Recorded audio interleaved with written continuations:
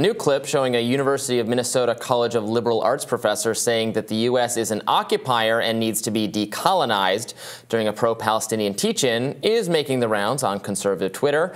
Conservatives allege that the clip reveals what leftists really mean when they push for decolonization and land acknowledgement efforts. Let's watch. Hearing people on social media saying like, oh, land back, like genocide, does this mean genocide? No, but land back is going to happen. That's going to happen, the indigenous perspective in Turtle Island and how we understand what is also happening in Palestine. And what we really want you to take away tonight is, as Anthony said, we're in the belly of the beast, right? We're all indigenous people who come from nations that are under occupation by the United States government. And of course, the US bankrolls the Israeli occupation of Palestinian land. They're one and the same, really. And so it's our responsibility as people who are within the United States to go as hard as possible to decolonize this place, because that will reverberate all across the world, because the US is the greatest predator empire that has ever existed, right? And so we want US out of everywhere. We want US out of Palestine. We want US out of Turtle Island, right? And that the goal is to dismantle the settler project that is the United States for the freedom and the future of all life on this planet. It very much depends upon that. Another panelist expressed how the terrorist attacks on October 7th made him feel uplifted, but he was shocked how his friends and family denounced the violence. And I didn't understand, especially people that I thought were, that had like a political understanding of like, I don't know, like decolonization or like what's happening in Palestine. Like I thought like this would be like an uplifting moment. It's like, wow, like this is actual, Justine said this, like Palestine's doing like a land back. Like they're actually doing like what we think that we want to do, but we haven't gotten there yet. But Palestine's just doing it right now. And for me, that was just like, that was beautiful to see. That's like, wow, like I want to be that cool. Resistance to be so strong. I want our fire as people to be so strong that we just take back what is ours. So when I accuse some on the left, leftist activists, of endorsing the violence that took place on October 7th, this is exactly the kind of thing that I'm referring to.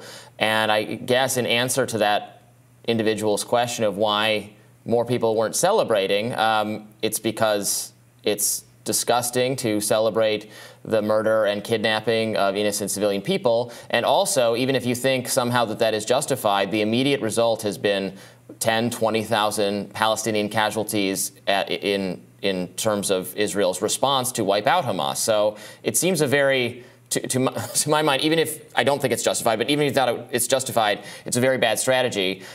Maybe you speak woke better than I do, but I think that Turtle Island is the activists who referred to Turtle Island means North America. So if the U.S. is colonizing North America and is going to get out of does that mean we all have to leave, or everyone who doesn't have indigenous ancestry? Obviously, it's mixed. Some people have slightly indigenous ancestry. What percentage indigenous do you have to be to not be evicted by these activist people? I think what they mean when they say decolonize, they absolutely mean land back, land that is sovereign. There were people living here before settlers came from Europe. That's something that's, frequently denied, that this was land that was free for the taking simply because there was not a Western state established. So yeah, of course, there should be sovereign land for indigenous people to live on, to go back to. And the comparison to what's happening in Israel-Palestine, I think, is so jarring for people because a lot of people don't recognize that in their day-to-day life, that they're living on land where there were people living on before the United States was established. This wasn't just a barren landscape free to build a country on.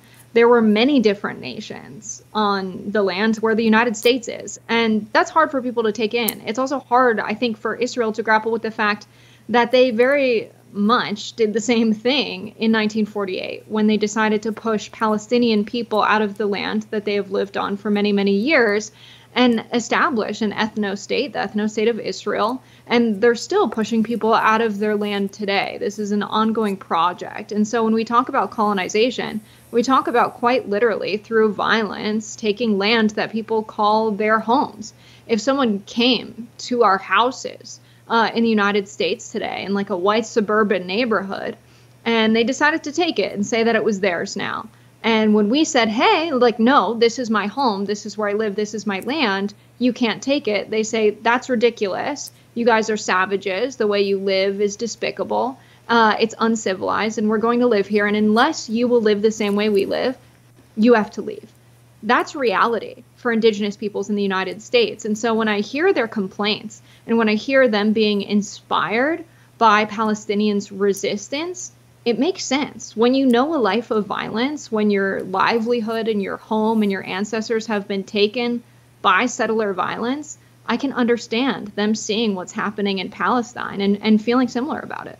I mean, I can understand objecting to the deliberate displacing of people while it's happening. I certainly object to it. I don't want to violate people's property at all. Its property should be sacrosanct. I think there's a difference between that and pointing out that there is no way to like remedy injustices committed hundreds of years ago, which go back and forth. Like, whose land was it initially? As you note, there absolutely were tons of Native Americans living in North America, warring with each other. Like, whose land is whose is not something. I mean, we're supposed to give Texas and New Mexico and Arizona back to the state of Mexico. Like, how far does it go back? It just starts to become ridiculous. Eventually, especially when the populations then intermixed or died off, like, we have to live in reality, and we should not mistreat people, or we should not continue to violate people's rights or take their stuff. But we also can't like make up for like all of human history is these kinds of conflicts, like, you know, conflicts between neighbors and neighboring states and neighboring peoples, and like, I mean, we would all have to return to Africa in some like, to go back far enough. I don't understand. Like, it gets cut off. Well, the U.S. we act like the U.S. was the first nation, or I guess the British coming to America was like the first example of conflict between two groups of people. No, it goes back further than that, and we can't fix those things. It seems ridiculous. And I think activist people who talk about that, like we're going to give North America back to the tribes who existed in North America in the 1500s strikes people as ridiculous. In a way that, yes, in a way that treating Palestinians better and not further encroaching on their lands, for instance, in the West Bank, I don't think that sounds ridiculous. I'm with you on that.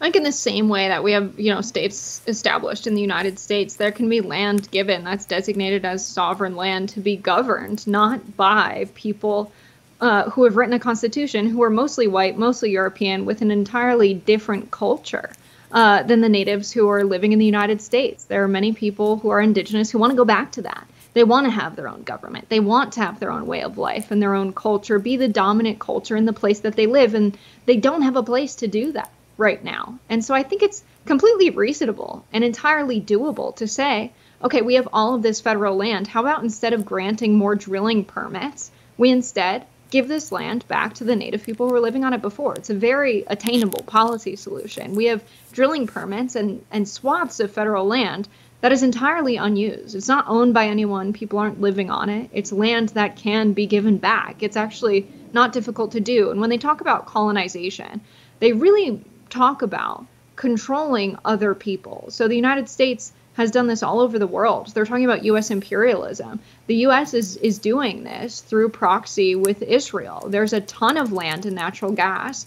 They have plans drawn up by the Department of Energy where they would like to establish a canal through the desert, the Negev desert, that passes directly through Gaza. As an alternative to the Suez Canal. This is plans that they drew up after the war over the Suez Canal, when we had mostly French and British stakeholders controlling the canal, and Egypt decided, you know what, this land was actually Egypt's, and this canal was dredged by Egyptian labor. This is actually ours. There's no reason Britain and France should own this. And so they decided to take it back. That was an effort of decolonization. The French and the British had no reason to control that canal. And the U.S. has said, okay, well, if you want to take it back, we're going to take this other land and displace these other people because that's a little bit more financially and militarily feasible. And the United States supporting Israel, I would not be surprised, is a part of a larger effort to establish a canal there. That's why they have established secret military bases there that we now know about through Department of Defense documents that would have gone unrecognized if it weren't for The Intercept reading them. There's so much there, so many practices that are not at all different from the colonization of the early United States that are happening today, happening right now, and have been happening for the last half of a century on a regular basis. Well, you tell us, viewers, what do you think about decolonization? Realistic or not? We'll have more Rising right after this.